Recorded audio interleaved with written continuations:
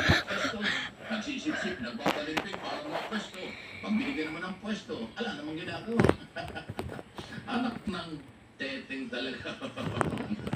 Samantala, Nia. Ba't Nia ba yan? Nia pa rin, Nia. Baka tayo maligaw na batas yung Nia, hindi Nia.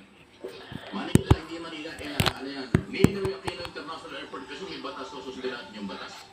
Hindi ko napapalitan yung batas. Pag napalitan yung batas at ginawang Manila International Airport, ayun tama yan. Pero dahil po kasi, under the law, yung Ninoy Aquino International Airport, so hindi tayo pag-pinag-usapan dito.